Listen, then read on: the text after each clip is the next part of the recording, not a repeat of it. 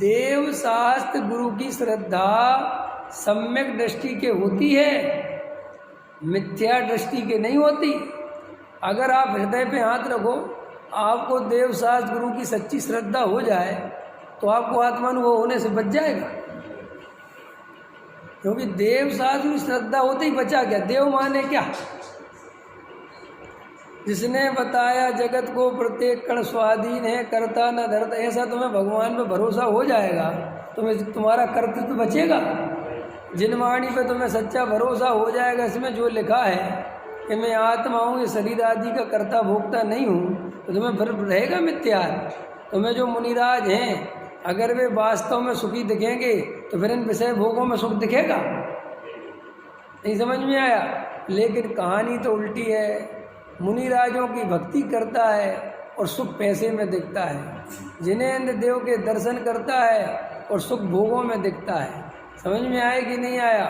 जिनेंद्र भगवान के सामने खूब गाना गाता है और सुख की कल्पना परिग्रह बढ़ता है तो खुश होता है, आनंदित होता है, मान का पोषण होता है तो खुश होता है।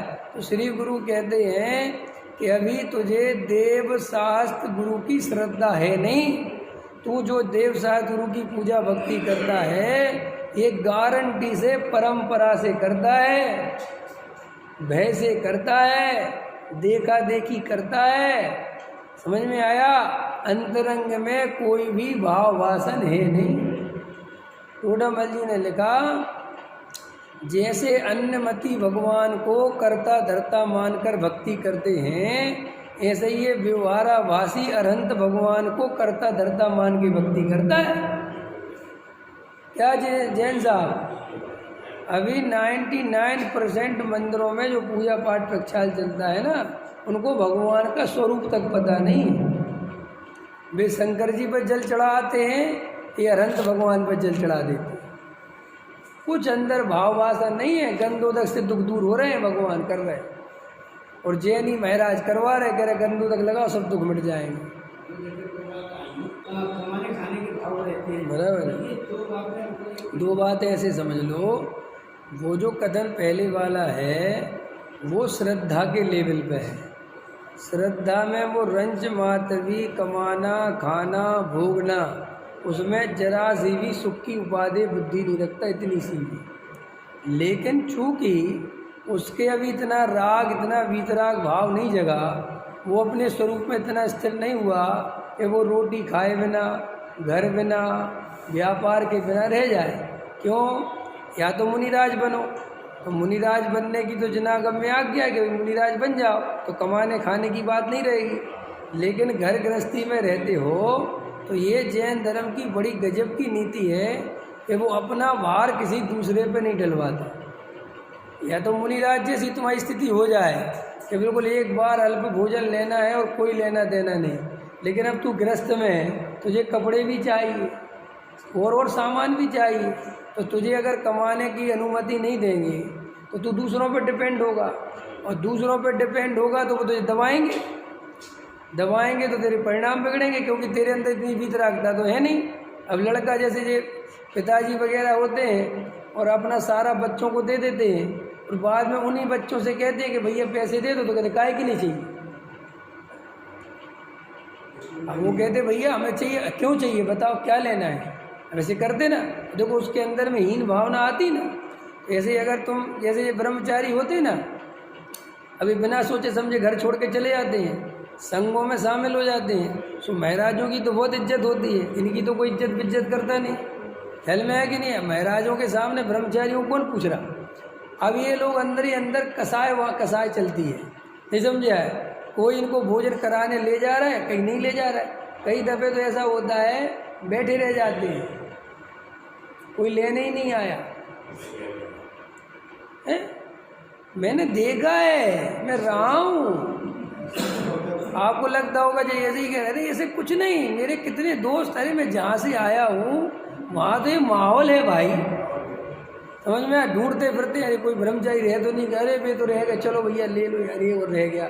तो ऐसे अरुचि मन से, रुचि नहीं है श्रावक की, वो ले जा रहा है जबरदस्ती, समझ में आया? रोज रोज भैया इनको खिलाते फिर ऐसे वो कहे भले ही नहीं, तो वो चेहरे से दिखता है कि वो प्रसन्नता पूर्वक नहीं खिला रहा। अब तुम्हें कोई प्रसन्नता पूर्वक भोजन नहीं करावे और तुम्हें भोजन करना पड़े तो कितनी तकलीफ होवे।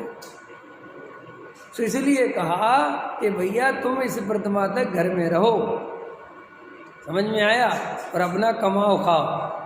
और अथवा कमाओ खाओ कर दे के, कमाने कर दे के नहीं होता कि कमाने जाओ। कमाने का सिर्फ इतना शर्त है कि अपने पास इतना पैसा होना चाहिए कि तुम्हें किसी के दरवाजे किसी से 2 रुपये मांगने नहीं पड़े। माने कोई ये अर्थ नहीं कि भाई व्यापार करो, उसका अर्थ ये है कि भाई तुम 10 लाख अपने जमा कर लो बैंक में, जो भी द्रव्य क्षेत्र कालवा में 5 लाख जमा कर लो, उसमें से 5,000 रुपये ब्याज आवे, उसको ठीक है खाता। ये अर्थ है वो, माने कोई कमावे जाए ये अर्थ में नहीं है। तुम्हारी व्यवस्था ऐसी होनी चाहिए कि तुम किसी के भरोसे नहीं रहो। अब लेकिन अभी उल्टा है, ब्रह्मचर्य। और फिर देखो क्या होता है, मिथ्या दृष्टि जीव है, घबराना नहीं, थोड़ा बोल रहा हूँ। ये क्या है, लोभी प्रवृत्ति होती है। सो ये जब ये त्याग व्रत ले लेते, सम्मिशन तो है नहीं, सो अपना पैसा खर्च नहीं होता इनका, रख भी लेते हैं। नहीं समझ में आया? जैसे जो विद्वान वगैरह होते ना, ये समाज से पैसे लेते हैं, ये अपना फिर 1 रुपया खर्च करना नहीं चाहते। 1 रुपया, चाहे भले इनको लाख रुपए मिलते हो। नहीं समझ में आया? जैसे यहाँ विद्वान आया कोई, जबकि पैसा अच्छा है, कोई दिक्कत नहीं, किसी ने कह दिया अरविंद जी का केबल का काम है, तो कौन से कह देगा आपका केबल का काम है? अरे एक बंडल चाहिए थे हमें, हमारे घर पे ना एक लगना है। अब जी क्या मतलब है? अरे तुम पैसा है तुम्हारे पास, अब तुम्हें ये बात पता है कि पैसा लेगा नहीं, वो कैसे लेगा बेचारा? लेगा वो तुमसे, फिर बड़े उससे कहेगा पैसा जरूर ले लेना। अरे पैसा ही में लेना था तो इससे क्यों बोला तुमने? है अच्छा एक बात बताओ, आप करते हो ऐसा? कोई करता है? अपन सामान्य आदमी गृहस्थ करता है? अरे अब तुम बोलते रहोगे, अब बोलते रहो भैया। मेरे से होता है कभी कभी, पता चल जाता है किसी को इनका प्रेस का काम भी इसका, तो कहेंगे प्रेस दे दो। अपन कहें ठीक है पैसे लिए। अरे तो भाई पैसा हम कहाँ तुमसे मांगेंगे प्रेस के, क्यों मांगेंगे? समझ में आए? तो क्या होता है, जी अति लालची पने में जियो ना अपन, जैसे अपने जेब का पैसा खर्च नहीं करने की आदत डालो, तो फिर ऐसी प्रवृत्ति हो जाती है कि वो पैसा खर्च करता ही नहीं। जैसे भिखारी आदमी होते ना, वे लाखों रुपए रखे रहेंगे वे, लेकिन वे खाएंगे नहीं उसे। अगर उन्हें आज पैसा नहीं मिला भीख में तो वे खाएंगे ही नहीं, कहेंगे कोई आज भूखे रह लो, आज आए ही नहीं, तो कहेंगे ये रखे तो है, नहीं नहीं ये नहीं खर्च होगा। ऐसे मैं कितनों को जानता हूँ, कई लोग हैं इतना पैसा है उनके पास, लेकिन वो पहले नहीं था, मान के चलो पहले कम थे कोई बात, लेकिन वो उसमें जीते जीते ऐसी आदत पड़ गई कि अब तो 1 रुपये का किराने का सामान भी खरीदना नहीं चाहते। ये संस्थाओं वगैरह में रहते ना, वहाँ बिठाए रहते हैं, भोजनालय में क्या बना रहे, वहीं से ले आओ, काय को बनाओ, पाप लगता है। भोजन किसी के निमित्त से बना और किसी के निमित्त से खाया गया, उसका पाप लगता है। समझ में आया कि नहीं? ये बहुत ही समझना अच्छा पड़ता है सब चीज़ें, आप ऐसे नहीं समझोगे ख्याल में। हाँ वो अलग बात है कि भोजन बच गया, ठिक रहा है, गलत जा रहा तो भाई ले जाओ, वो अलग बात। लेकिन तुम संस्थाओं से कहीं से इसलिए कर देगा अपना बच जाएगा, ये अति लालची प्रवृत्ति है।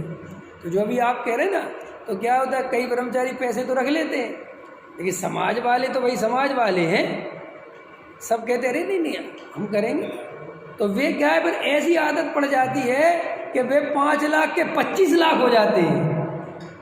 कितने हो जाते हैं? वे 1 रुपया खर्च नहीं होता।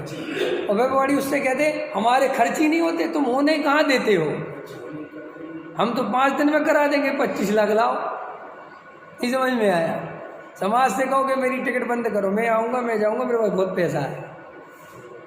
नहीं समझ में आया? मैं तुम्हारी ओर हेल्प करूँगा, मुझे करना क्या है पैसों का, मेरे तो 10,000 ब्याज आता है मान के चलो, और मैं अपने खर्चे में कर ही नहीं पाता, तो हमें 10,000 जोड़ के करना क्या, मैं 25 के 50 करना क्यों? लो भैया 10,000 बांट दो, तो बांट दो सब में।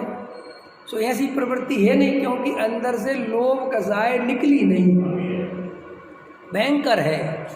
मात्र वो तो शास्त्रों से पढ़ पढ़ के जैसे नियम वियम बताए थे वो ले लिए, करता है, अंदर कसाय तो पूरी चलती है। ऐसे मिथ्या दृष्टि की प्रवृत्ति जानना।